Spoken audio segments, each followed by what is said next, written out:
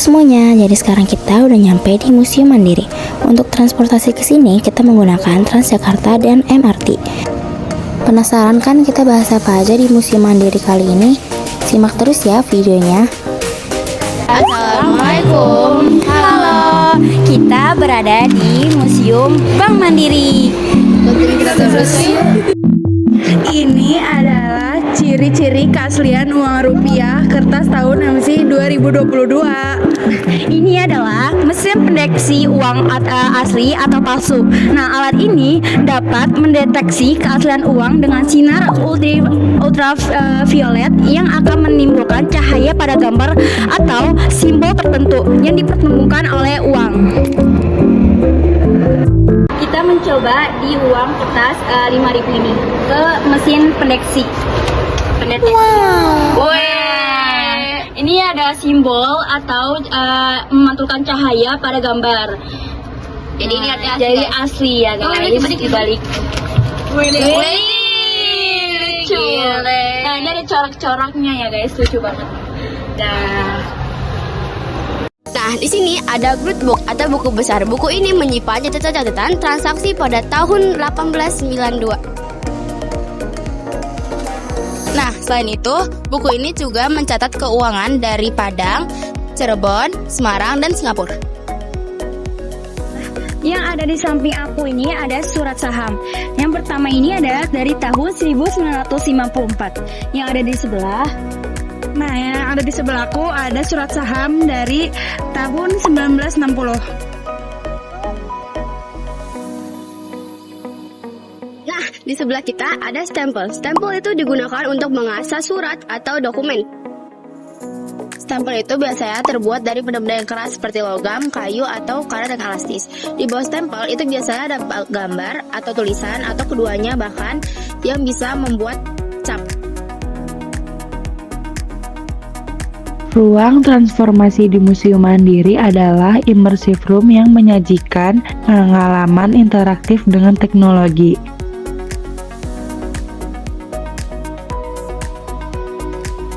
ini ada berbagai koleksi ATM yang pernah dipakai oleh Bank Mandiri.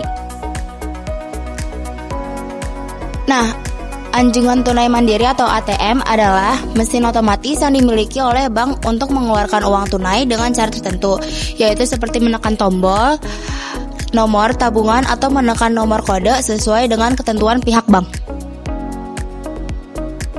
Setelah kita sudah menjelaskan dari tadi, sekarang kita sudah ada di Afdeling Bank Zaken, ruang yang menampilkan peralatan bank zaman dahulu seperti mesin tik dan brankas. Arah hembusan angin dipengaruhi perbedaan iklim di dua benua yang berhimpit Nusantara, Asia dan Australia. Angin musim barat adalah angin yang berhembus dari arah Asia pada Oktober sampai Februari, sedangkan yang bergerak dari arah Australia disebut angin musim timur pada April sampai dengan Agustus. Sistem angin inilah yang mendorong munculnya pusat-pusat perdagangan Nusantara. Pada zaman VOC, rempah-rempah adalah komoditas utama yang dikuasai melalui monopoli perdagangan. Nah, sebentar lagi kita bakal lihat nih beberapa contoh dari rempah-rempah yang terkenal pada zaman VOC.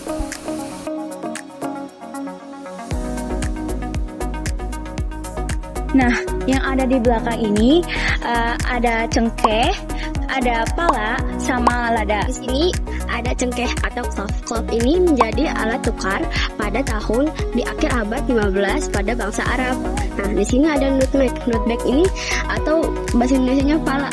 Nah, di sini ada lada atau pepper yang diekspedisi oleh Vasco da Gama pada tahun 1498 yang memungkinkan Portugis monopoli. Nah, terus di sini ada lada atau pepper. Nah, di sini itu merica atau lada yang dijuluki dengan sebutan the king of spice alias raja rempah-rempah adalah tanaman yang berasal dari daerah Giat Barat, India. Manis atau cinnamon. Kayu manis atau cinnamon ialah tanaman asli Indonesia yang tersebar di berbagai wilayah diantaranya Jambi, Bengkulu, Sumatera Barat, Sumatera Utara, Jawa Barat. Nah, di sini ada kayu cendana. Kayu cendana ini dikenal dengan nama pohon penghasil kayu cendana dan minyak cendana. Kayunya digunakan sebagai buat rempah-rempah. Nah, ini semua adalah rempah-rempah yang dulu dianggap sebagai emas.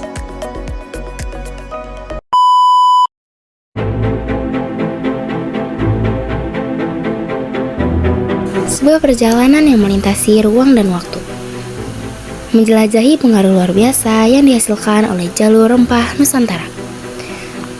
Beberapa abad yang lalu, perjalanan melintasi lautan dan gurun menghubungkan benua dan budaya yang berbeda.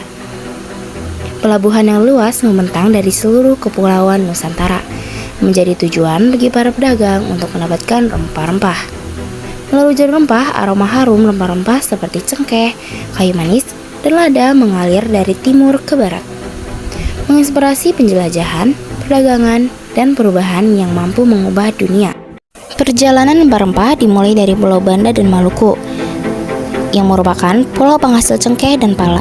Sementara Pulau Jawa, Kalimantan, dan Sumatera menghasilkan lada dan komoditas rempah lainnya seperti kayu manis, kunyit, cengkeh, jahe, hingga kampulaga. Rempah-rempah dibawa menuju pelabuhan, kemudian dibawa oleh para pedagang untuk diperjualbelikan di pusat aktivitas perdagangan rempah-rempah di berbagai penjuru dunia, seperti Pelabuhan Malaka, Alexandria, dan Venesia. Jalur rempah telah membuka pintu perdagangan global yang menghubungkan pasar-pasar di Asia, Eropa, dan Afrika. Dalam setiap masakan yang kita nikmati, aroma rempah memainkan peran penting dalam membentuk identitas budaya.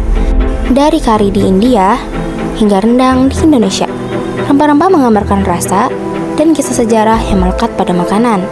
Perdagangan rempah-rempah tidak hanya menghasilkan kekayaan material, tetapi juga memasukkan ide-ide baru, agama, pengetahuan, dan teknologi yang telah memperkaya dan memajukan peradaban di kedua belahan dunia. Melalui tangan-tangan pedagang, rempah-rempah menjadi mata uang berharga yang memengaruhi ekonomi, budaya, dan politik di berbagai penjuru dunia. Setelah jatuhnya Konstantinopel ke tangan Ottoman, harga rempah di Eropa melonjak naik, menyebabkan bangsa Eropa bersaing untuk menguasai jalur perdagangan dan pulau penghasil rempah.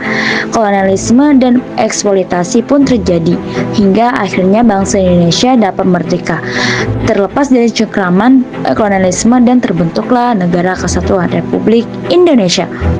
Dari ladang rempah yang jauh hingga piring yang berwarna-warni, jalur rempah terus mengingatkan kita akan jaringan manusia yang kompleks dan saling terkait di dunia ini. Seiring dengan kemajuan zaman, kita belajar pentingnya menjaga warisan jalur rempah untuk menumbuhkan rasa bangga akan jati diri berbagai wilayah Indonesia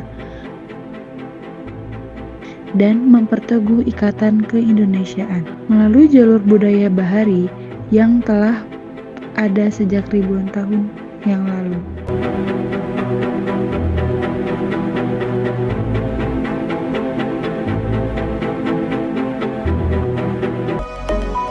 Nah, di sini ada ruang pelayanan nasabah pada tahun 1933.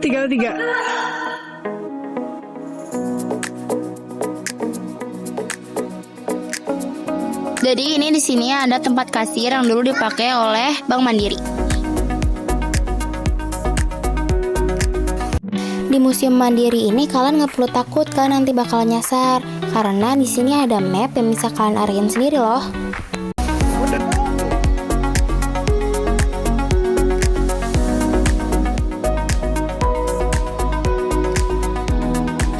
sistem kultur stastel. Pada setiap desa itu berhutangkan tanah, jadi mereka menanam tebu, kopi, dan nila. Nah, ini contoh-contohnya guys.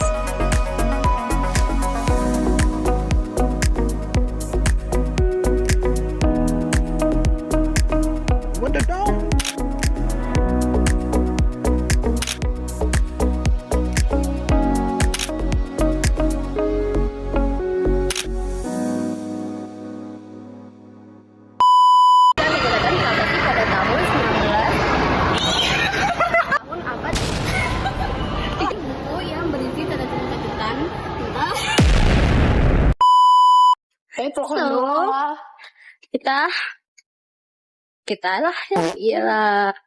Di sini ada mau ke Majapahit. Nggak mau malu. Pura-pura ngobrol.